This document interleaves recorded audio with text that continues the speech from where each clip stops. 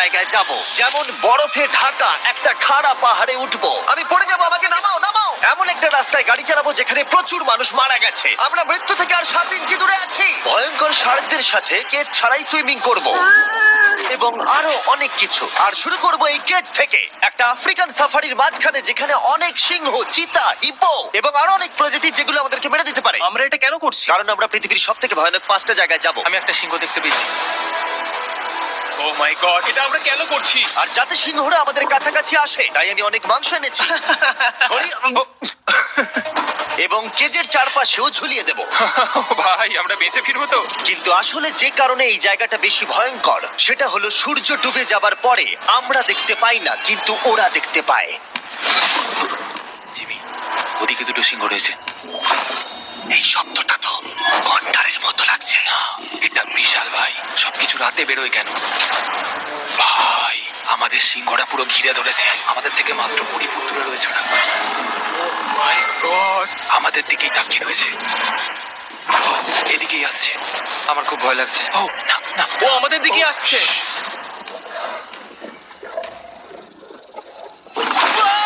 সিংহগুলো আমাদের চারপাশে ঘুরেই যাচ্ছিল। আমরা হয়তো এই ভিডিওটা করতে গিয়ে মারাই যাবো। আর এটা তো সবে শুরু, কারণ এই ভিডিওতে পরের জায়গাগুলো আগের জায়গার থেকে আরো অনেক বেশি ভয়ানক হতে চলেছে। শেষে থাকবে এমন একটা দ্বীপ যেটা সম্পূর্ণ বিষাক্ত সাপে ভরা। আর এবার আমরা আইস ক্লাইম্ব করব একটা বিশাল ভয়ানক ঠান্ডায় জমে যাওয়া জলপ্রপাতে।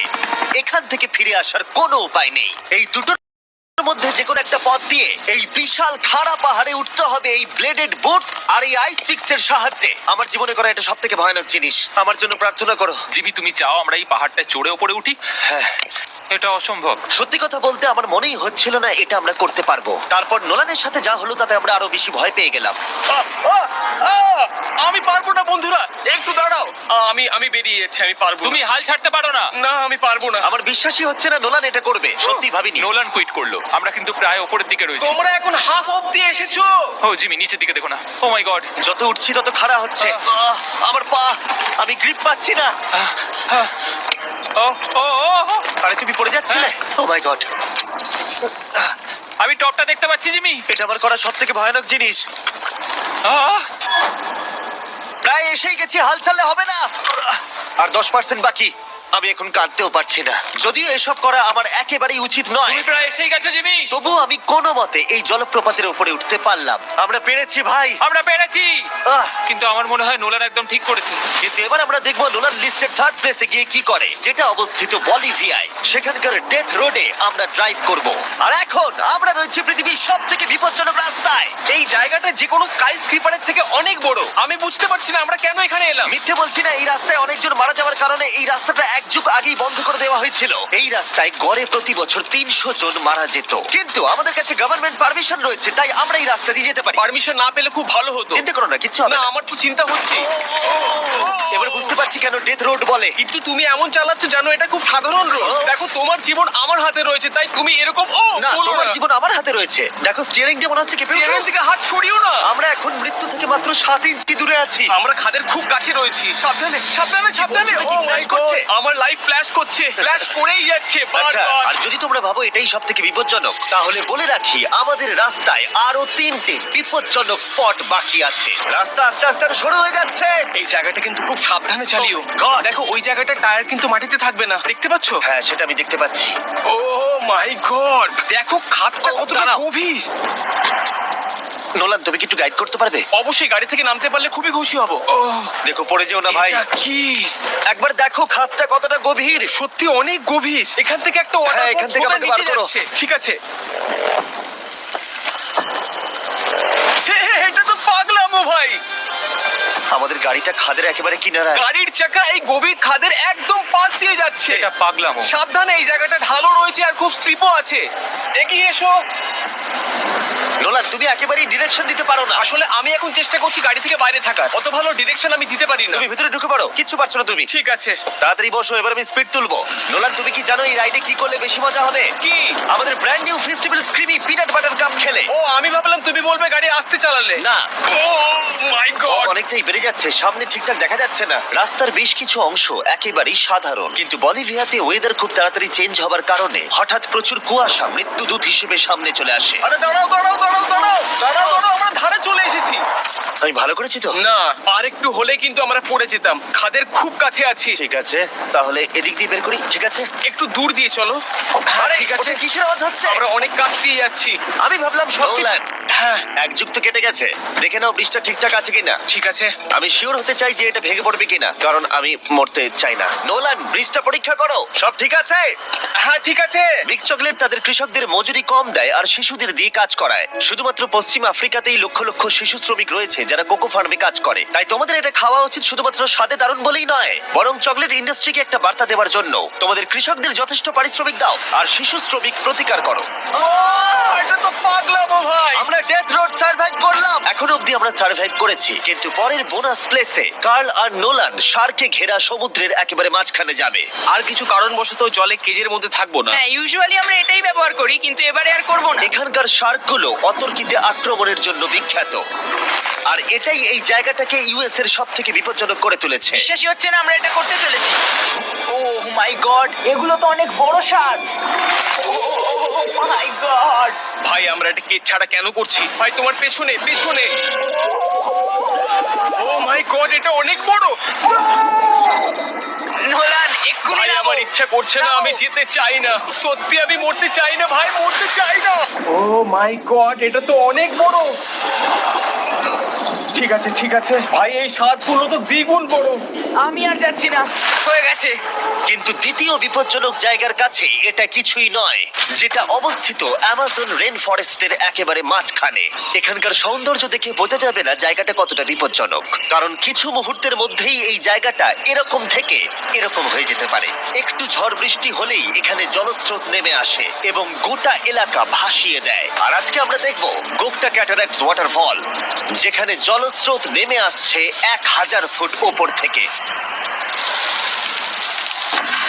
নিচে জলাশয়ের মধ্যে। আর এই মেঘলা দিনে আমার সাথে এসেছে এই যে এরা। এ হলো হেজ, 70 দিন জঙ্গলে কাটিয়েছিল। এ হলো বেলি, যে কিউবে 100 দিন কাটিয়েছিল। আমরা এখন অনেক ভয়ঙ্কর জিনিস করতে চলেছি, যেখানে মৃত্যুর সম্ভাবনাও আছে। না মানে সেটা এসো ছিল এসো না। এসো তোমরা, চলো যাওয়া যাক। আর অনেকক্ষণ পরে আরো অনেকক্ষণ পরে সাবধানে। সব থেকে পিচ্ছিল জায়গায় ট্রেক করা, বিশাল খাড়া জায়গায় যাওয়া যেখানে এখনো মানুষের পা পড়েনি। বেঁচে গেছি। আমরা শেষ পর্যন্ত গন্তব্যে এসে পৌঁছলাম। এটা একটা ওয়াটারফল, দেখতে পাচ্ছ তোমরা? বাহ। মানে একবার যদি স্লিপ খেয়ে দারুণ পড়ো লাগছে। তাহলে তোমরা শেষ। আর গাইডের সাহায্যে আমরা নদীটা সুরক্ষিতভাবে পার করলাম। এই দেখো, উই! আর তারপরে আমরা কিছু দড়ি সংগ্রহ করলাম, যাতে আমরা ওয়াটারফলের নিচ অব্দি দেখতে পারি। নিচ দেখতে পাচ্ছ? ওয়াও, এটা দারুণ লাগছে। হা!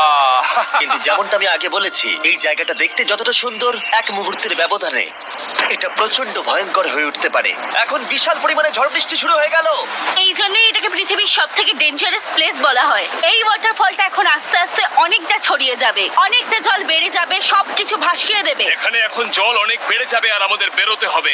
আমরা কি রোপগুলো ব্যবহার করে ওয়াটারফলের পাশ দিয়ে নিচে নামবো? না, একদমই নয়, এটা খুবই বাজে আইডিয়া জিম। আমরা এখন জঙ্গলের মাঝে ফেসে গেছি, এটা তো বাজে ব্যাপার। কত রিস্ক আছে। জিমির দিক দিয়ে কিন্তু কাদা আসছে, অনেক কাদা। আর যে কোনো মুহূর্তে এখানে বাজও পড়তে পারে। আর সত্যি আমি চাই না তুমি মরে যাও। তাই আমাদের ইউটিউব ভিডিও এমার্জেন্সি অপারেশনে বদলে গেল।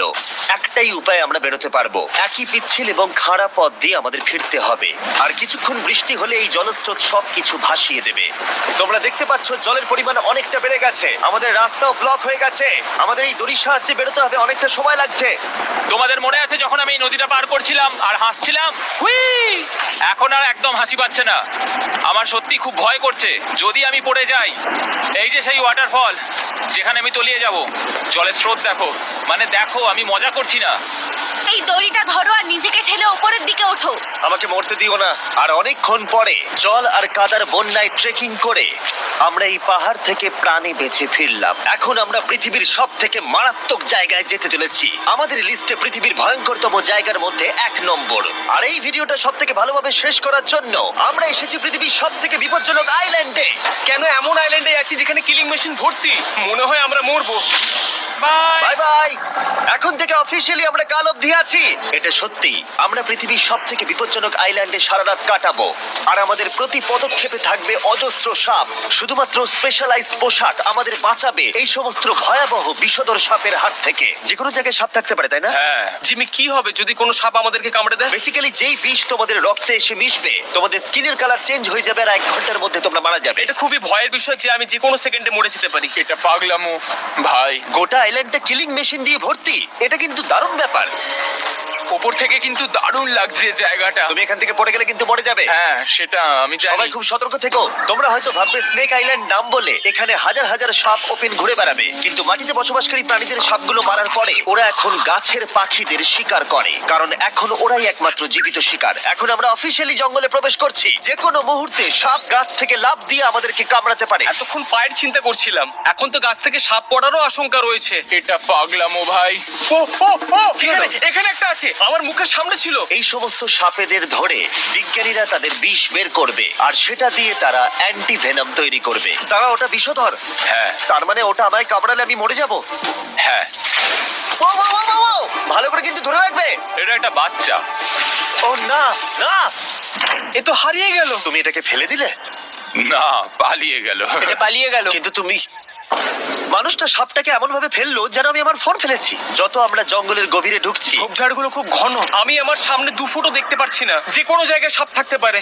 আরো বেশি সাপ দেখতে পাচ্ছি। এখানে ও, একটা ও, ও, আর ওখানে একটা। এবার কিন্তু ছাড়বে না, ঠিক আছে? ঠিক আছে। তাড়াতাড়ি ভিতরে ঢুকিয়ে দাও।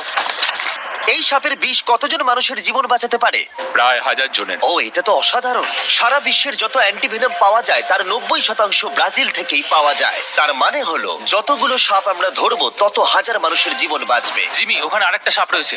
ও মাই গড, এটা তো বিশাল। আমরা অনেক খুঁজে পাচ্ছি, ওরা বাইরের দিকে তাই আসছে। দিনের বাকিটা সময় আমরা এই বিষাক্ত সাপগুলোকে ধরতে সাহায্য করলাম। এমনকি আমরা বিজ্ঞানীদের রিসার্চেও সাহায্য করলাম। দেখো, এই সাপটা মাটি থেকে 15 ফুট উপরে রয়েছে, আর সায়েন্টিস্টরা আমাদের গাছটাকে নাড়াতে বললো যাতে এটা নিচে পড়ে যায়। এই গাছগুলোর নিচে আমি কখনোই ক্যাম্পিং করব না। ও তো একটুও নড়ছে না। অনেকগুলো জীবন বাঁচাতে হলে আমাদের অ্যান্টিভেনম দরকার। অন্ধকার ঘন হয়ে এলে আমরা সার্ভাইভ করার দিকে মন দিলাম। এবার ক্যাম্পিং এর সময়। ক্যাম্প সেটআপ হয়ে গেল, যদিও আমি সত্যিই জানি না এই ক্যাম্পগুলো স্নেক প্রুফ কিনা। আমরা এখন ঘুমোবো সাপেদের মাঝে। একটু ভয় লাগছে। এখন আমরা ঘুমোবো আর আশা করব আমাদের টেন্টে কোনো সাপ ঢুকে পড়বে না। খুবই ভয় লাগছে। আমি বাড়িতে গিয়ে শান্তিতে ঘুমোতে চাই। তাই আমাদের মনে একটাই চিন্তা ঘুরপাক খাচ্ছিল, যত তাড়াতাড়ি সম্ভব এখান থেকে বেরোতে হবে। আমি শুধু বাড়ি যেতে চাই।